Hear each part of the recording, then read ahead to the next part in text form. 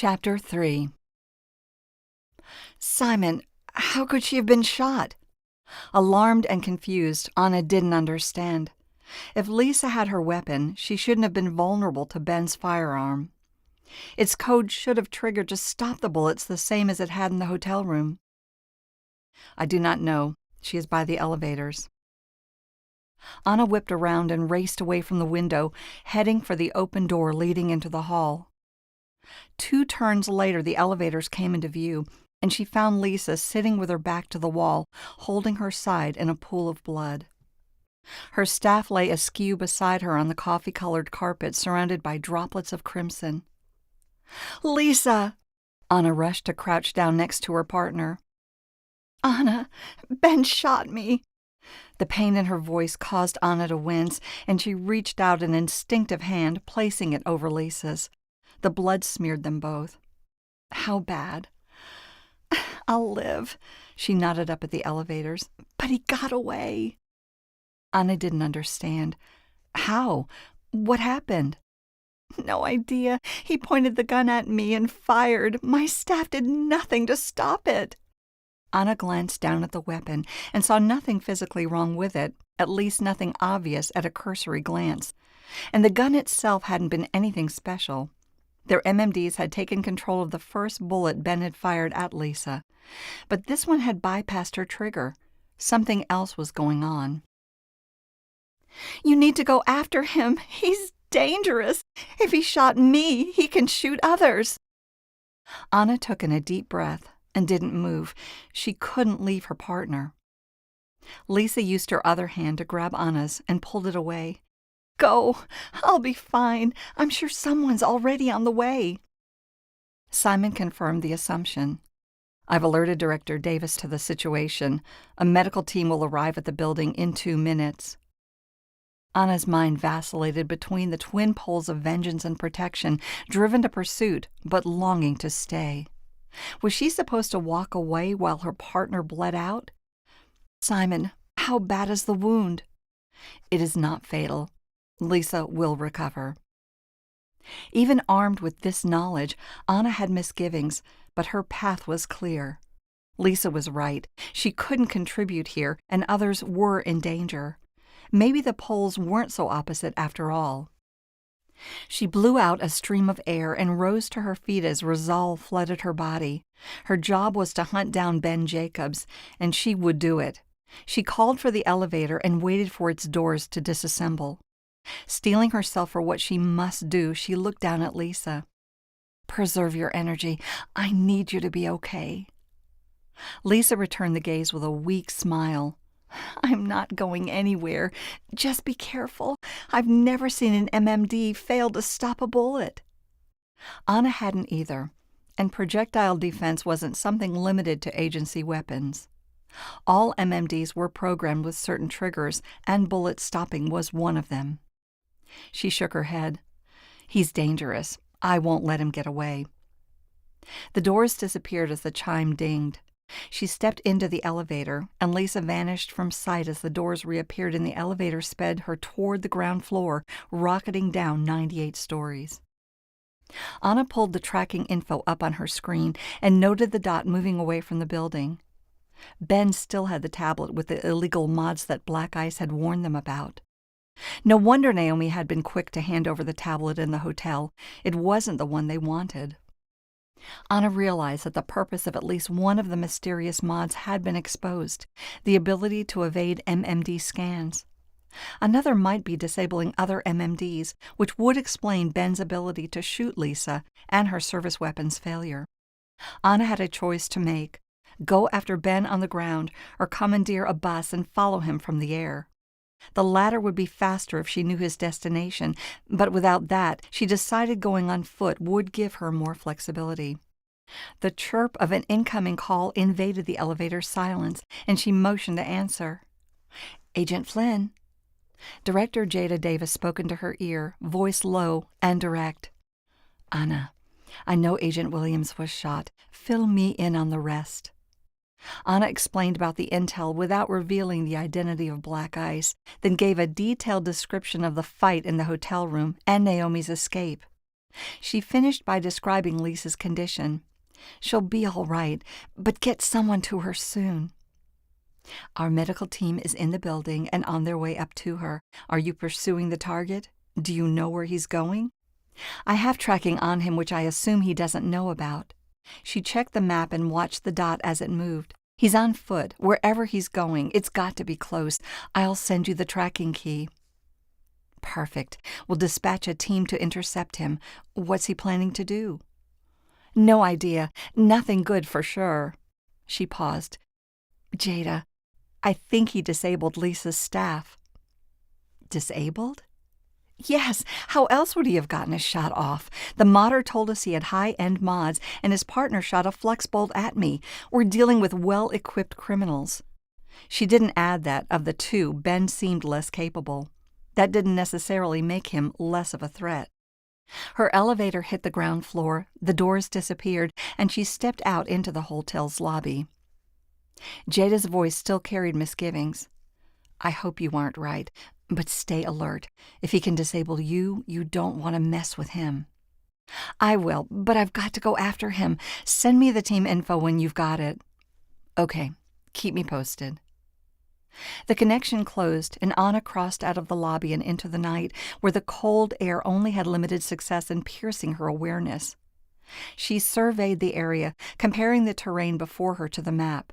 A concrete path snaked through the grass between the buildings, lit by lamps that rose up beside it every few yards on either side. She didn't have enough materials in her PMC belt for something motorized, but she could do better than walking.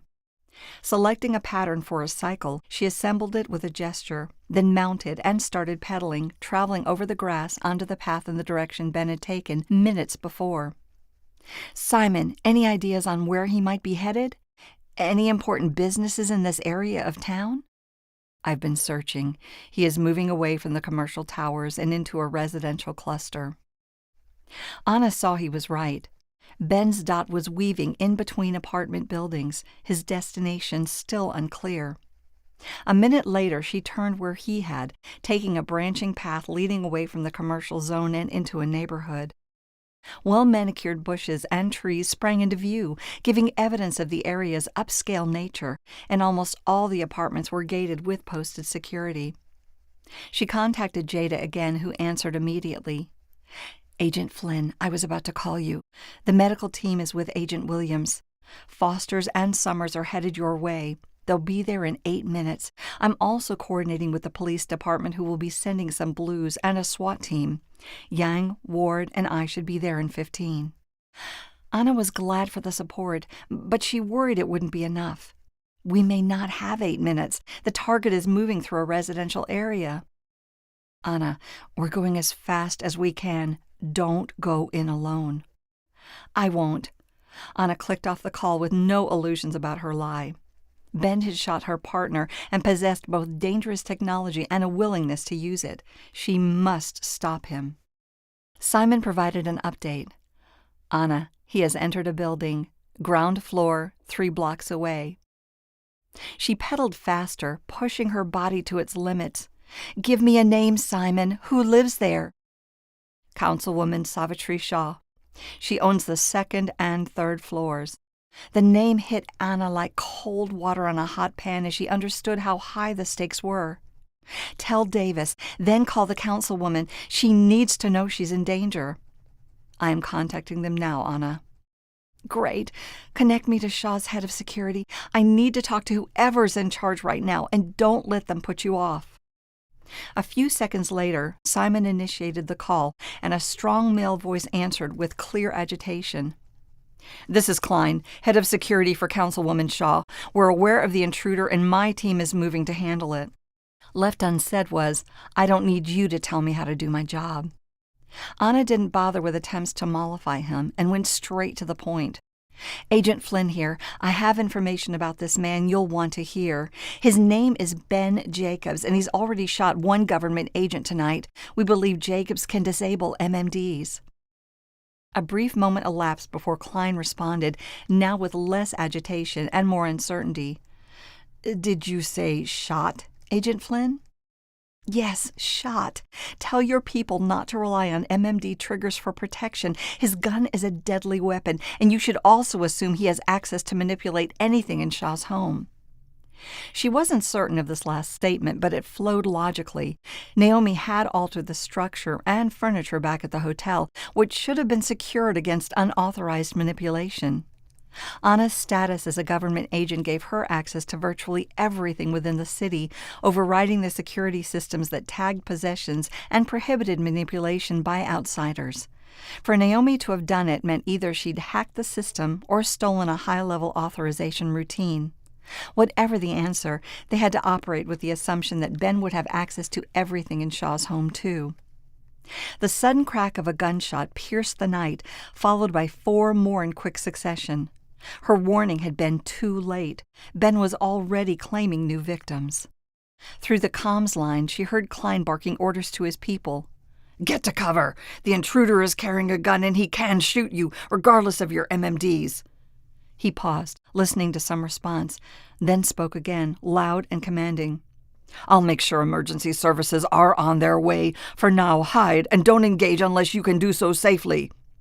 He impressed her, calm but firm, projecting strength as the danger and violence escalated. As another burst of gunfire echoed off the buildings around her, Anna arrived at the front of the apartment to find her fears realized. The ornate gate that normally functioned to separate the building from the rest of the city hung open, twisted from forced entry. 2 bodies lay slumped nearby, a man and a woman in guard uniforms who had been shot at close range. In a world where guns worked and MMDs didn't stop bullets, these 2 never stood a chance. Ben had cut them down before they realized his firearm was a threat. Lisa had been far luckier, and Anna considered that either Ben was growing more ruthless as the night progressed, or his aim had improved. She dismounted her cycle and rushed over to them, bending down to check for the telltale rhythm of life, and finding nothing. "Klein, I have eyes on 2 of yours at the entrance. They're both down. No pulse. What's your location?" He responded after a skip beat, in which Anna assumed he processed the fact 2 of his people had died. "I'm on the 3rd floor. Shaw and her husband are in the master's suite, and I have 2 others with me in the next room over. We won't let him in." "I understand. Take cover. I'm coming to you now." Waving her map into focus, she pinched her fingers to drill down into the building's floor plan for the 2nd and 3rd levels, which, as Simon had indicated, were occupied by Shaw's apartment. Self-contained, the councilwoman's home had an internal stairway of its own and was accessed through a private entrance. With another gesture, Anna overlaid information from a security feed provided by the apartment. Ben hadn't been savvy enough or aware enough to disable this, a point in her favor. Markers for Shaw and her husband showed their location in the master suite on the 3rd floor, while 3 more unnamed individuals, presumably Klein and 2 of his people, appeared in the large living room attached to it. 4 deceased bodies also dotted the map, including the 2 at the gate she could see with her own eyes. Finally, thanks to the tracker, she saw Ben on the same floor as Shaw, moving in her direction. Klein's people were going to confront him, and soon. "I'm coming up now, Klein. Don't engage. Maybe if I can flank him, we can get the gun away." "Understood. We'll hold." The fastest way up was a direct route, so Anna gestured with her staff, and the cycle she'd ridden here transformed into a round disc of metal floating in front of her. She stepped up onto it, and it rose into the air, gliding to a 3rd-story window. This trick wasn't available on consumer-grade MMDs. Only agents were allowed to fly. The window itself was set flush into the classically styled brick exterior of the building, and Anna removed it with a hand motion. As she started to climb inside, a 3rd round of gunshots reverberated from within the apartment, bouncing around its internal walls. The echo was still fading when Jada's voice sounded in her ear, commanding, but also pleading. "Anna, stop. It's too dangerous. You need to wait for the team." She didn't respond, instead selecting her boss's profile and muting the channel. She wouldn't stand by and watch people get murdered, and Klein and his people were waiting on her. After a brief moment considering her options, she activated another program. This was a concealment mod, not only unavailable on consumer-grade MMDs, but not to agents either, or even the military. It was unapproved, illegal in the strictest sense, but her best chance at success tonight. She had used a very good modder who'd installed it a year and a half ago when computer scientists in Canada first developed the technique. She didn't know the details of how the tech worked, except in the broadest terms. Her staff constantly pulled materials from her PMC to create a light and sound bending field around her. Whether this would be visible in the recording Simon was making of her activities, she didn't know, but that was a concern for later.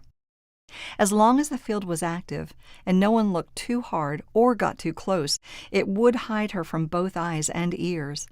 It required a great deal of energy and wouldn't last forever, but she had bigger problems. If her suspicions were right about how Ben's mod worked, it operated on a trigger to disable nearby MMDs. In this case, as soon as she got close enough to him, his mod would end her concealment field. She didn't know the range of this supposed mod, so she had to be ready to lose her advantage at any moment. Still, if it got her 2 steps closer before he discovered her, it would be worth it. She found herself looking down a hallway into the living room attached to the master suite. As expected, given Shaw's status and the area of town in which she lived, crown molding, wooden floors, and expensive furniture richly adorned the apartment. Anna channeled these details out of her awareness as she focused on Ben, who stood in the living room, bent down into an awkward firing stance with his back to her. From the way he held himself, she could tell he wasn't trained with firearms. Ben screamed, his voice fluctuating. "I'm not here for you! I don't want to hurt you!" Anna heard his uncertainty and fear. His resolve was wavering despite having already committed 4 murders. She still had time to stop him. Anna moved down the hall, taking care to be as silent as possible despite the concealment mod. It wasn't perfect, and she didn't want to spoil her only advantage. When she reached the doorway, she crouched down by instinct, though the faint vibration from her staff gave evidence of the mod's continued operation. As was her practice, she closed her eyes and started counting to center herself. She had to get to Ben fast and take him by surprise. If she knocked the gun away, his ability to neutralize her MMD would be irrelevant. "Stay out of my way!" Ben's yelling continued with erratic zeal. Anna checked her map and saw he was nearing Shaw's bedroom, his progress slow but steady, agitated but not incautious. She had to move. Popping her eyes open, she pushed forward into the room as quickly as she dared. As she entered, she found the security guards taking cover behind various pieces of furniture. Klein, the only man in a security uniform, carried a staff like Anna's. The 2 women with him had smaller handheld devices. None of the 3 had engaged with Ben, wisely taking her advice, and that had probably kept them alive. She hastened her pace, trying not to reveal her presence while still making it to Ben before he reached the bedroom door. She assumed the door was sealed, but also that this wouldn't pose a problem for Ben. Indeed, Ben gestured, and the door disassembled. He did have access to manipulate Shaw's home. Anna wasn't surprised. He turned to shuffle backwards, focusing on the security guards while retaining the same awkward firing stance. With the direction he was facing, Anna knew when she got close enough he'd see her, regardless of whether her concealment mod was still active or not. Light and sound bending only worked at a distance. Intending to startle him, she clicked off the mod and lunged forward, aiming her staff at his gun. The effect was exactly what she'd hoped for. Ben's eyes went wide as she materialized out of thin air. He was still registering her sudden appearance when her staff connected with his hand and the gun went flying. At the same time, Klein and the other 2 security guards bounded out from behind their cover. Ben grunted as he recovered, then crouched down to face Anna, his body tense and ready to strike. She prepared for it, pivoting her weight back into a defensive stance. One attack by him and she'd have him incapacitated. It would all be over. Except he didn't attack. As the 3 guards closed in, his eyes shifted to them in alarm, and he turned and bolted into the master suite. "Who are you? Stop!" Shaw's panicked voice spilled through the open doorway. "I'm coming!" Anna dashed in after him, climbing the other 2 guards on her heels. She found the councilwoman and her husband backed up against the far wall, Ben advancing on them. She leaped at him and landed a strong blow across his back, crumpling him to the ground. Moving past him, she placed her body in front of the Shaws. The 3 security guards lined up across the doorway, blocking any escape. Klein gave Anna a curt nod. The communications had saved his life, and he knew it. She thought she could count on him, not to mention her use of the concealment mod. Anna looked down at the defeated man with an icy stare. She wanted to pity him, knowing that whatever this had been, he hadn't been sure of his actions, but people had died, and he had shot her partner. Empathy has its limits. "It's over, Ben." "It's not." He stared up at her, a sudden calm taking over his features. His voice contained no trace of its former waver. Right now, at this moment, his determination was absolute. "I can do this, and I will." He rose to his feet and extended his arm. His hand held something small and dark green. It appeared to be military. A weapon. A bomb. "No!" The protest escaped Anna's lips as a whisper. Her staff shook in her hand as she arced it forward toward the explosive, but before it could connect, the world around her vaporized in a brilliant flash. And then there was nothing.